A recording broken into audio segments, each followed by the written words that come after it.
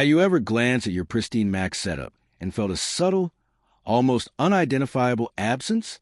You've invested in the sheer power of Apple Silicon, the entire seamless ecosystem, the speed, the stunning design, the trademark elegance. But right at the core, the monitor that's meant to unify this entire experience has always had an issue, a quiet, nagging flaw, a weakness Apple seemed content to ignore for too long. Well, that narrative is finally changing, because what Apple is about to unveil is far more than just a minor product refresh, a simple specification bump, or a silent update. It feels like an official mea culpa, the most significant apology Apple has offered its loyal professional user base in years. And once you absorb the details of what this new Apple Studio Display 2 is rumored to deliver, you might just find yourself ready to forgive and forget. Let's dive deep. Subscribe for more informative videos, as I work hard to gather useful information for you. In return, you just hit the bell icon button to join our community and stay ahead of the curve. For years, dedicated Apple enthusiasts endured the silent frustration. You were rocking the best laptops, the most revolutionary chips, and the most liquid-smooth animations on your MacBooks. Even your iPhone and iPad Pro were flying at 120 Hz. Yet, the moment your gaze landed on the studio display, the flow broke. It was a $1,600 monitor trapped at a sluggish 60 Hz, utilizing a panel technology that felt dated the moment it hit the shelves. No genuine HDR, no local dimming zones, and a complete absence of that signature visual magic. Apple knew it, the users knew it, and the entire tech world knew it.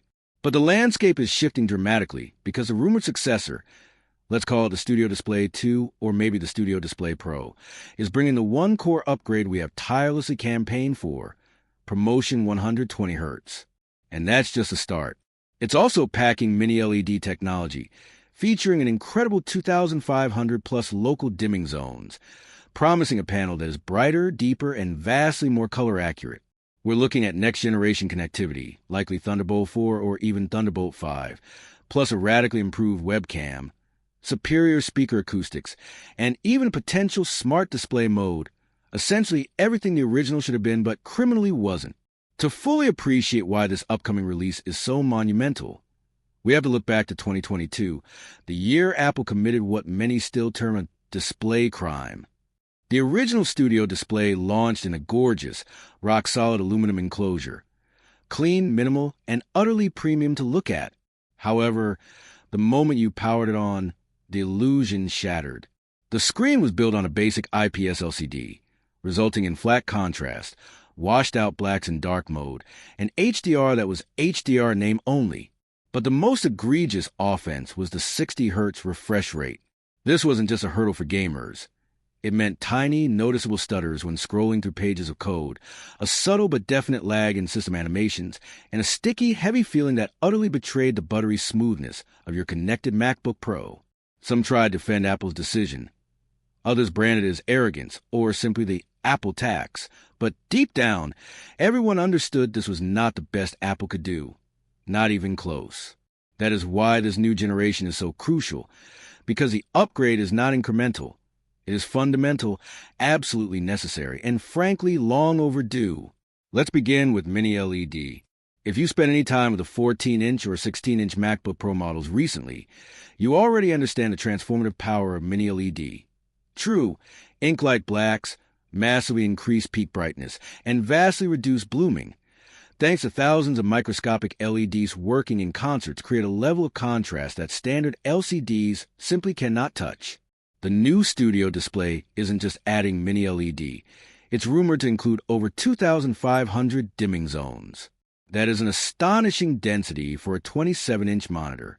Imagine color grading a cinematic night scene, a single bright street lamp against a deep, dark alley.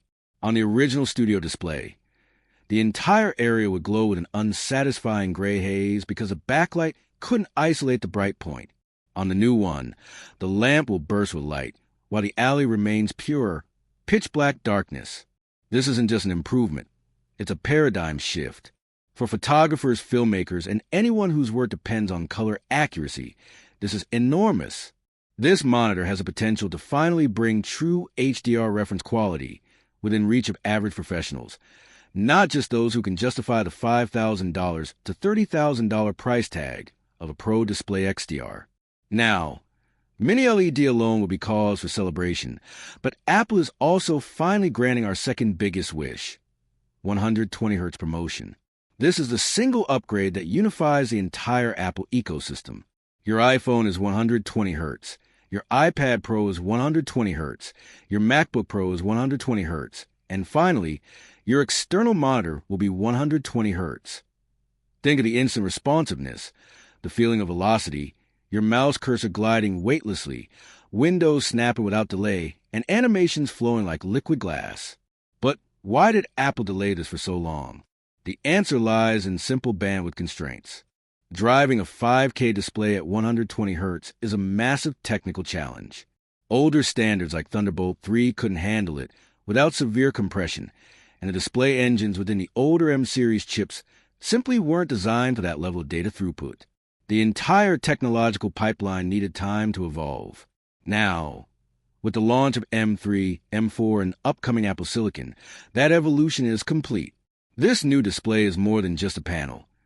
It's a showcase of next-generation connectivity, most likely Thunderbolt 5, capable of handling that immense data flow without breaking a sweat. However, a question often gets loudly interjected. Why not use OLED? The straightforward answer is that OLED, while visually stunning, is inherently problematic for static, long-term desktop productivity. Static elements like menu bars, document interfaces, and toolbars, which are displayed for 8 hours a day, 5 days a week, are prone to permanent burn-in. Within 2 years, professionals will begin to see ghosts of their work. Apple understands this. Professionals understand this. And anyone who's used an OLED monitor for pure productivity knows this pain. Mini LED provides a perfect, practical middle ground. Near OLED levels of contrast, superior peak brightness, zero risk of burn-in, and the professional longevity that matters. This brings us to the competitive landscape. You have Samsung's Viewfinity S9 with nice specs but a plastic build, Dell's ultra-sharp offerings that are powerful but lack Apple's seamless ecosystem polish, and LG's monitors, which are strong but often inconsistent in quality. Apple's true edge isn't just a panel. It's the total experience surrounding it. The instant standby integration, the immediate wake-up, the brightness control keys that actually work, the seamless macOS color tuning, the renowned speaker system, the optimized webcam, the premium build quality, the stability of the stand, and the software pipeline. Speaking of the webcam, Apple is rumored to be upgrading it to a 12MP ultrawide with a larger sensor, leading to dramatically better low-light performance, superior noise reduction, and advanced face tracking. We all recognize that in 2024 and 2025, your webcam is your first impression for clients, bosses, interviews, and major online meetings. And the speakers? The current Studio display already boasts the best sound system ever put inside a monitor. If Apple pushes this even a mere 10% further, external desktop speakers become totally redundant, resulting in a cleaner, more minimalist desk, the ultimate Apple aesthetic. Now, for the inevitable, painful part, the price. The current Studio display starts at $1, $599. Mini LED and 120 Hz promotion fundamentally increase the cost of manufacturing. So, what strategy will Apple employ? There are two prevailing theories. Theory 1. Apple replaces the old model entirely with this new one at the same $1, $599 price point. This would send shockwaves to the industry, instantly obliterating the competition from Samsung and Dell, and would truly serve as Apple's final grand apology. Theory 2. Apple introduces a new premium tier, a Studio Display Pro, priced around $2 for $99, while strategically lowering the price of the current, aging model to somewhere between $1, $299 and $1, $599.